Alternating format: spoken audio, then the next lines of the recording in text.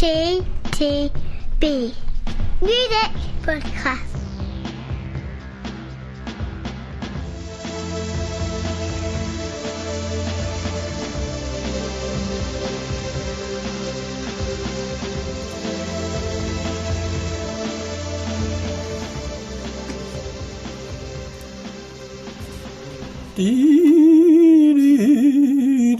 Is that on? Yes, we are. All right. We're up and running now. All right. For the August podcast, even though it's September. And like August at work, Yeah. bit of a slow month. Bit of a slow month, indeed. Yes. Yeah. I will be honest, listeners. We were scrambling around to come up with 6 things to review at all this podcast. But anyway, we have got 6. We have Frank Turner, Positive Songs for Negative People. Foals, What Went Down. Public Enemy, Man Plans, God Laughs. Ghostfaced, Killah, with Adrian Younge presents 12 Reasons to Die 2. Chelsea Wolfe, Abyss. And we'll finish off with Wilco, StarWars. So, we shall start off with actually a request, because it was Spencer who harangued me saying, are you going to review the new Frank Turner album? So, yes, Spencer, we did. are. And we are. Over And to here it is. Over to Pete. It's his 6th album. I see that. I see the little quote here that you put. This is my 6th album. And then underneath, just to emphasise it, you put a little point that says 6th album. Yeah. Yeah, just to... Just so we don't overlook it. It's definitely his 6th album. That's all. Right. Frank Turner, Positive Songs for Negative People. Overall, a positive experience. Yeah. I have to say, first time I listened to it, I ran through it and I thought, maybe it was my frame of mind that day, but I actually kept away thinking, well, that's not really cheered me up. But actually, he's got a very poetic turn, lyrically speaking, and it takes you on. I love it when we get an album that takes us on a journey. This one takes you on a journey, but in each individual song, it takes you to yes, I suppose. very descriptive lyrics in terms of dealing with what often lies underneath, shall we say? Yes. So really does exactly what it says on the tin. These are 12 positive songs. Well, let's say 11 positive songs for negative people, and every single song had a kind of optimistic, upbeat feel to it. And actually, the more I listened to this album, the more I found myself enjoying it, which wasn't my initial impression, as I said. Standout tracks for me, probably the Get Better, which is the belter that kind of properly opens the album. Glorious You, which is just awesome. Kind of an Oasis song, I kind of thought. A little bit, but it done better. Yeah, I'm not criticising it. I think it's one of my standout tracks on the album as well. Yeah, but done better than that. And I also really enjoyed. I'm only going to mention 3 because I'll leave the others for you. I'm also going to mention Silent Key as well. Yes, which is about a track that sort of almost closes the album. About the woman in the Challenger disaster, Krista. I've forgotten what her surname is. Yep. McAuliffe, isn't it McAuliffe? Yes. McAuliffe. I'm just saying, yeah. Yeah. So it's just an interesting topic to be writing a song about. Yeah. I mean, picking up from that point, I suppose. I mean, I think that and the very final track, "Song for Josh," I think are two for me, two of the probably most interesting tracks on the album. The latter, "Song for Josh," being about the ex-head of security at a nightclub in Washington who kind of committed suicide a couple of years ago, who clearly Frank was good buds with. Right. And so it's about that and not kind of being there for a friend kind of thing. And Yes. but apparently the song was also recorded at said venue. Right. Gotcha. To add just a bit of because it is a live track. extra meaning to I things. See. Right. I kind of overall I kind of know what you said about the album. I find it hard to say anything particularly negative about it. It's, dare I say it is your old classic of this is a very solid album. It is a solid album. And it is. It's pleasant without being anything that will set the world alight. As you say, Glorious You is really good. I said it reminded me of Oasis. Get Better and a few other songs on the album reminded me a lot of Gaslight Anthem. And even on Josephine, there's just a tinsy hint of the Hold Steady, but without kind of Craig Finn's odd storytelling. So quite good toe tappers, a good car CD, I would say. A good car CD. You know, Intriguing. One that most of the family are going to kind of think, yeah, it's all right. You know what I mean? Yeah. So no, yeah, I'll go with you on that. So yeah. it's a solid record. It's not something that it's not going to make my top 10 albums. It's not going to make my top 10. But I might sneak into my 20. We'll see. Anywho. And that's as positive as it gets this week, folks. No. No, you're right. I have changed my mind. Moving on yeah. to the fourth album from Foals. And ever since Foals released their debut album back in 2008, Antidote, they've been a band who've been widely trumpeted and praised by critics and users alike for their kind of the complexity of their kind of song construction and the intricacies of the arrangements and things like that. And I would count myself as somebody when that first album came out who was equally impressed by the musicianship of the band. The problem I had was I didn't think the songs were any good. Something that was only enhanced when the second album came out, and I felt exactly the same. I kind of thought, yeah, clearly a talented bunch of guys, but songs aren't doing it for me at all. So much so, totally ignored the third album, and would have probably done similar with said fourth album as well, had it not been for us deciding to review it on this podcast. However, I'm very glad we did decide to review it, because the opening track and title track kicked in. I thought, hold on, this is pretty good. Yeah. I really like this. Yeah. Complexity's still there, and this is a really good song. Mm-hmm. This is a really great album. Yeah. Right up to the point when that song stops. I was waiting for the punchline. Yeah. Then it happened, and it happened again. Oh. The rest of the album, I was essentially just feeling like I was slowly being bored into submission. It does go, yeah. Because it is a long album, one of two long albums on the podcast. The rest are quite short. And it was just being bored in submission by a, albeit very accomplished, Coldplay Kasabian covers band. Yeah. And then I realised that even the opening track fitted into this critique, because the start of it opens with a kind of little bit of kind of, and you're thinking, yeah, it's Chris Martin, it's Coldplay. However, the opening track does manage still to kind of get across that and survive, mainly because it does sound like it's Coldplay being played by Hawkwind, which actually really works well, kids. Hawkwind playing Coldplay. It's a new sound. And so for me, it's not that the album's awful, because that would be, I think, grossly unfair to the band. Sure. But outside of the title track, it just really just failed to interest me at all. If I was pushed, I might say that Snake Oil later on in the album is reasonably toe-tapping, and I could probably get away with saying, yeah, I might listen to that again. But as for the rest of the album, nah. When I first ran through the albums for this particular podcast, I have admittedly changed my mind on a number of them. This one I haven't changed my mind on at all. This album just didn't really leave an impression on me whatsoever. Yeah. Which is one of the worst things I can say. Having listened to it 2 or 3 times now as well. You're absolutely right. First track, maybe first couple of tracks, if I'm being very generous. I thought, Scott's Problem. It's all right. They're all right, you know. Well, yeah. And then it kicks in, and it just goes on, and it's just it's a struggle. It doesn't nothing on here really sort of picks me up by the scruff of my neck and grabs me. So I really haven't got much more to add to that. As I say, 2-3 listens in, it's probably not the greatest message to convey of an album review, but nah. Did nothing for me, this album at all. We've listened to worse albums. Yes, we've definitely listened to worse albums. Yeah. And we've possibly listened to worse albums this year. Possibly. Maybe. Yeah, I think we have. This just didn't leave any impression on me whatsoever. It was just dull. Yeah, it is.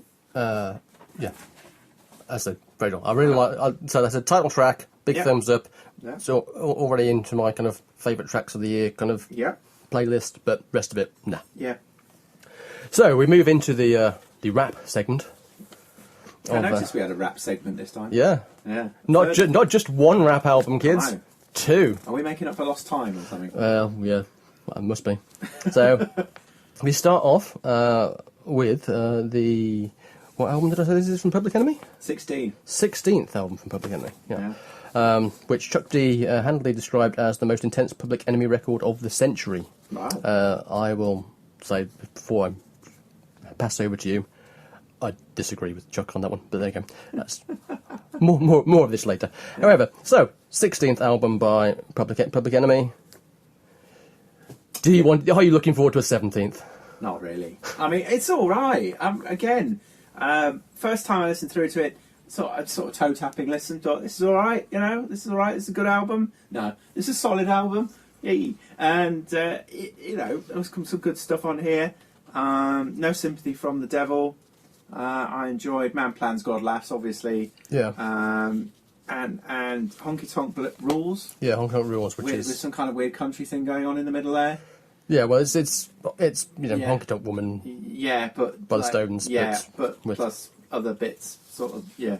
in there, and then it just sort of fizzles out at the end with Adrian and Praise the Loud. The last couple of tracks didn't make any impact on me at all. But unlike previous album, actually quite enjoyed listening to this second and third time round.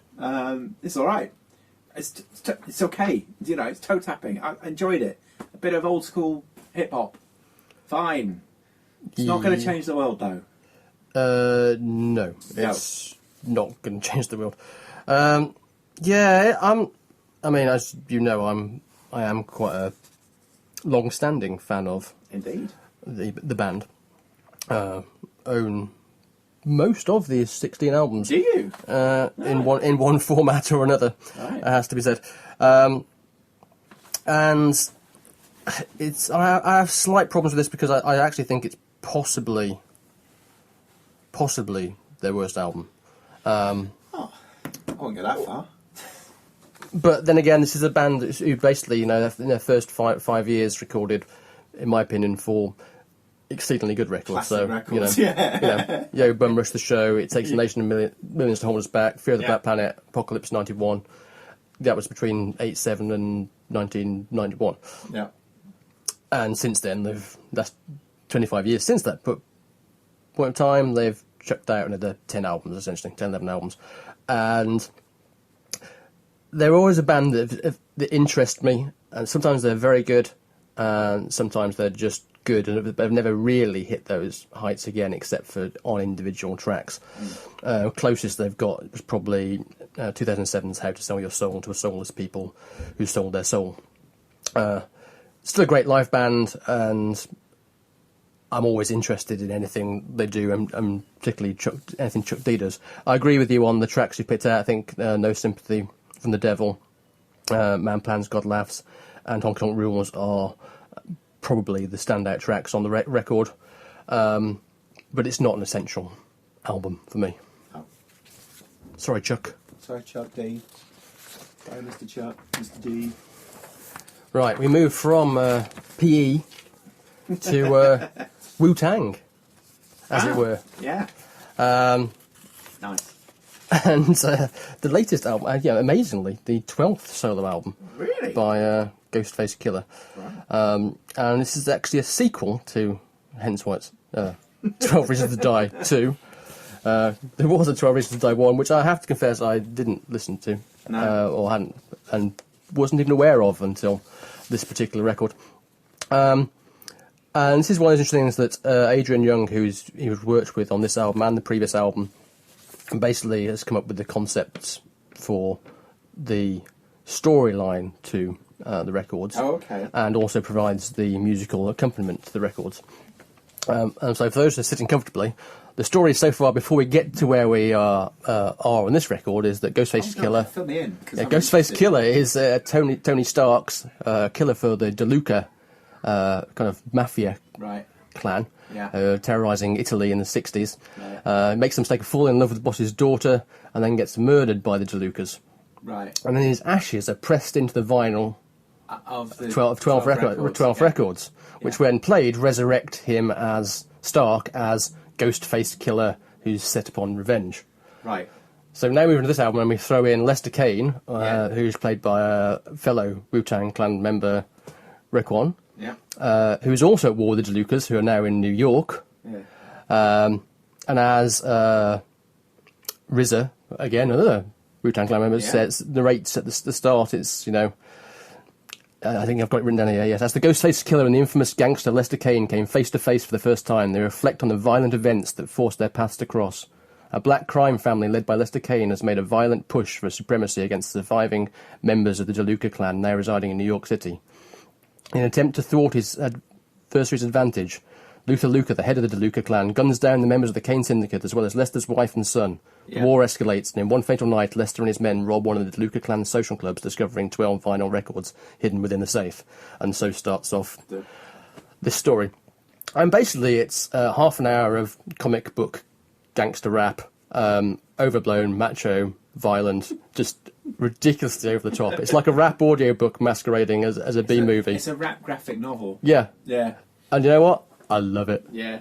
Really, really love this record. Genuinely entertaining, funny, the rap's good, the kind of casting, if you like, of the fellow Wu-Tangers in their roles works beautifully, and musically it's superb as well. Music just is that kind of whole kind of 70s kind of laid back kind of vibe, which I love, and so much so that there's an extended version of the album that just has the instrumentals, and the instrumentals stand up as a very good album in their own right too. I listened to some of it. I'm not going to give anything away here by saying this is my actual album of the podcast this month. Really like this record. I'm inclined to agree with you, because after repeated listens of several of these albums, this is the one that stood out by a mile as actually being a really good album, a really entertaining listen. You know, reflecting everything you said. The music's great. The lyrics are fantastic. The storytelling is just epic. Yeah. But silly, but serious all at the same time. It's all so well done, and I think the sort of visual, you can actually follow the story and visualise the story. Hence why I mentioned the graphic novel concept. It's not so much rap opera, but rap. Yeah. Comic book, you know, as you say, it really sort of draws you in, and after a couple of lessons, you can really get into the story. Yeah, and it is just it makes me smile listening to this record. Smile. And the violence is it's not the sort of serious, taking itself too seriously gore violence that you can sometimes get from gangster. It's actually quite it's sort of overblown and a bit comic, as you say, camp almost. Yeah. In terms of the violence, yeah, it's bloody, yes, it's gory, but there's a sort of camp element to it. We're talking about ghosts and resurrected killers and particularly the last couple of tracks, everyone going down to hell and coming back up again. Well, yes, because it ends with spoiler alert. Spoiler alert. It ends with Ghostfaced Killah being reborn into the mortal body of Lester Kane, therefore presumably opening up for part 3, I guess, at some point. I did wonder where he ended up at the end. There were so many body swaps going on at the end. Yeah. It's like Quantum Leap. I couldn't quite follow who was jumping into who. But there you go. Really enjoyable. Agree.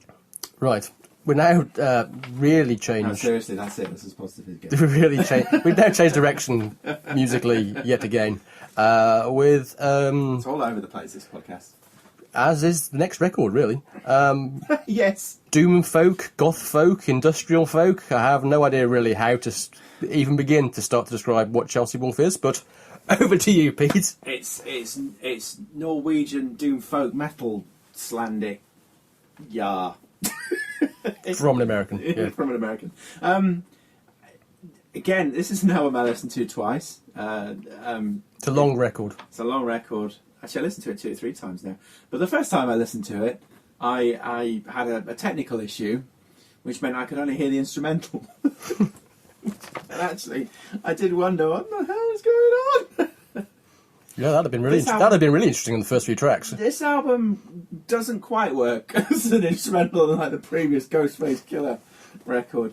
But when you add the vocals in and actually get the sound right, as with the podcast. It comes together okay. It comes together okay. The musical styles are a little bit all over the place. Starts off loud, tends to go softer and quieter as it goes on. Yeah, it is an album of two halves in that sense. It's definitely really, sort of the first few tracks really sort of industrial, alt metal, doom goth. Rah! Yeah, it's all out there and it's loud. And then it almost goes into a sort of Suzanne Sunfor kind of place. Yeah, Which I know what you mean. John Grant, you can see him sort of there, settling there into an armchair as well. It sort of becomes a lot slower, a lot more ballady. I mean, there's some really nice tracks there too. After the Fall, I really enjoyed. Another one was Simple Death. It's very sort of goth. Yeah. But nice, quiet, interesting. Goth folk. Yeah, but goth folk. This is the thing. Even when it's loud or even when it's quiet, it's got a very strong sort of folk, Scandi folk thing running all the way through it, which was intriguing. But as you say, a little bit all over the place as a record. It is interesting. I think intriguing. It is definitely Deserves intriguing. more listens, I think, but it's a long record. Again, this is her fifth record. Fifth record. And I realised only yesterday that apparently I own the fourth one, and which obviously made a big impression on me. Yeah. Only digitally I own it, but that has a more kind of that has more synth and stuff going on than this record does. Yeah. As you say, it does kick off with basically. I mean, Carry On Flowers is something that Mr. Reznor would be, proud of musically. And I thought of him a couple of times, Ghosts, and some of his latter day soundtrack work in particular. Yeah, it's very dark, brooding, pounding, intense. And quite a beautiful song, actually. I really like it. And then you then go on to Iron Moon, which, as you said, could easily have been on one of the kind of metal albums we reviewed last year, frankly, because it is very kind of metal. Yeah, very doom metal start and the chorus. That then with and then you got that whispered kind of bit through the verse, and it's a bit Sugar Cubey on kind of dragged out more. Yeah. Kind of Bjork, Sugar Cube period kind of thing. And then, as you say, and then suddenly you get to kind of Grey Days and then into After the Fall, and suddenly it's like someone's unplugged the guitars. Yeah. And it gets a bit more kind of mellow. Yeah. The thing is, for me, when it got mellow, it got a bit too samey and kind of wishy-washy, and again, I think because of the length of it, it just really felt like it dragged. So I would start the 3 times I listened to this album. I started off and got halfway through the album thinking, yeah, I really like this, and then by the time I got to the end, I'd kind of go, yeah, well, it's all right. Does fizzle out towards the end? I'll give you that. Yeah. I'm not sure. Yeah. So, I think I liked it more than you did. Possibly. It deserves another listen. Yeah, I mean, I can see myself coming back certainly to the first few tracks again. Yeah. Because that was entertaining enough for me wanting to, and also, I might even kind of listen to the album first that I own. Yeah, see how that stands out. Yeah, exactly. If I was professional, I'd have done that during the time we had to prepare for the podcast and said, oh, it's nothing like the last album and stuff like that. But yeah. So we finish with Wilco and their 9th album. I have to confess I've been a fan of Wilco and the main man, Jeff Tweedy, for a number of years. And this album, called StarWars, as the man says himself, has nothing to do with Star Wars. Just thought, Good title. Yeah, yeah. I believe there's something happening to do with Star Wars soon. Yeah. So anyway, it's again, this is a bit of a strange beast as well. Even in the kind of Wilco back catalogue, it's been offered up for free on the band's website. So if you do want to check it out, you don't actually have to purchase it. You can just get it for nothing. And it's kind of a sort of glam-infused collection, really. There's a lot of kind of T-Rex and 70s Bowie going on in the background of this record, some of which works better than others. I mean, when it works, it's quite entertaining. So Random Name Generator, King of You, Pickled Ginger, I quite liked. And even towards the end of the album, is it Cold Slope? Really enjoyed as well, which is also very kind of Bowie-esque. But overall, I have to say, I thought it was a bit average, really. Yeah. And whilst it's fine and for free, there's a few good tracks on here that are probably worth quite happy to own.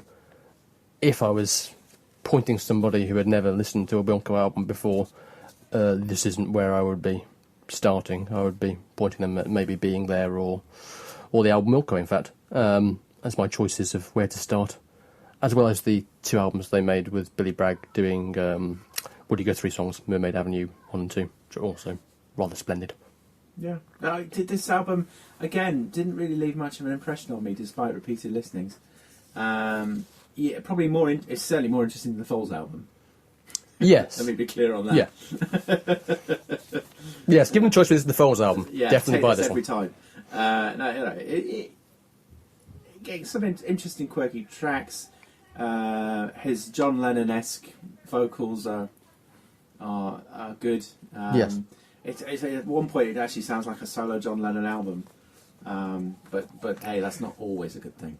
No, actually, you're right. You could imagine there was a certain back in the 70s again, certain period during the 70s where yes, some of the tracks on here would have definitely fitted into somewhere the Lennon catalogue. Middling of his catalogue, you know. That's curious. That's all right. But the Force doesn't awaken for me on this one.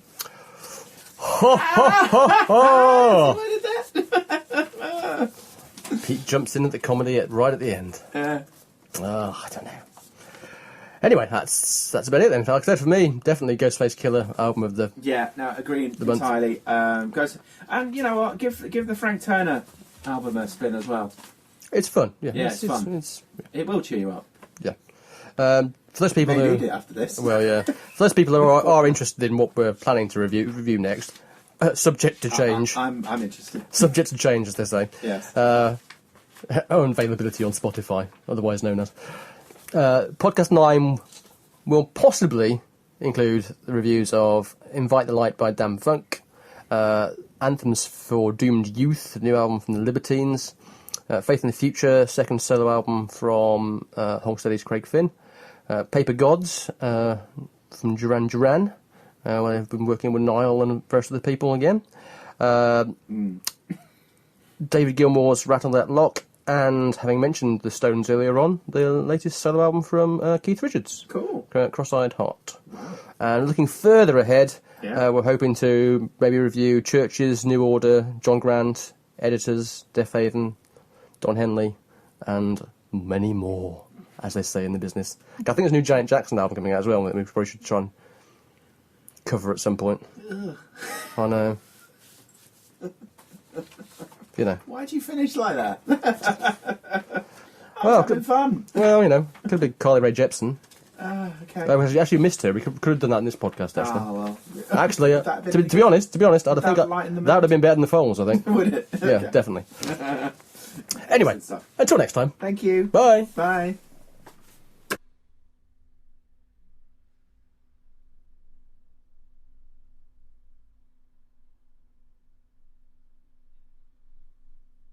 You've been listening to the CTTV Music Podcast.